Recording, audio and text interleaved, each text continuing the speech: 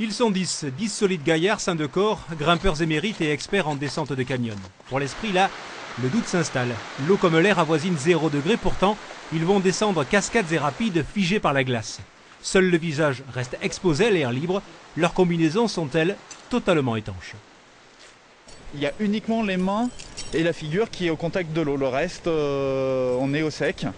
Donc on se protège par, comme en montagne, hein, des polaires et collants. On est au sec à l'intérieur. Allez, même pas peur, juste un peu de fraîcheur quand ils se glissent dans le ruisseau. Ce torrent figure dans les itinéraires classiques sans grosse difficulté en été. Pour l'hiver, descente plus délicate, réservée à des canyonistes très chevronnés. On essaye donc d'avoir des parcours qui sont adaptés à cette pratique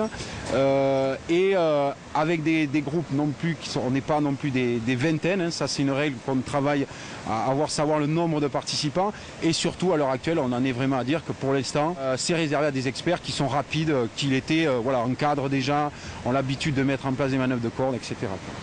Autre précaution, une attention particulière pour l'accès au torrent de montagne situé sur des pentes raides propices aux avalanches. Bref, prudence renforcée pour la pratique du canyonisme hivernal.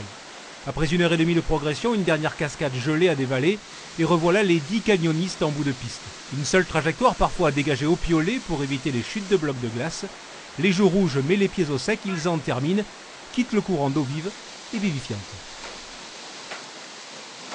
Il y a la lumière qui réfléchit de façon extraordinaire. C'est très très beau. Les gens qui font de la cascade de glace en montagne s'en rendent compte, et les gens qui font du ski, de la randonnée, même des raquettes, il y a un attrait très particulier à cette glace, au silence, vraiment à la nature. On est vraiment dans un environnement particulier et très, très beau.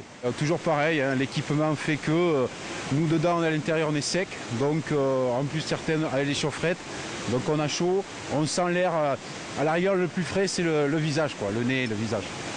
Voilà.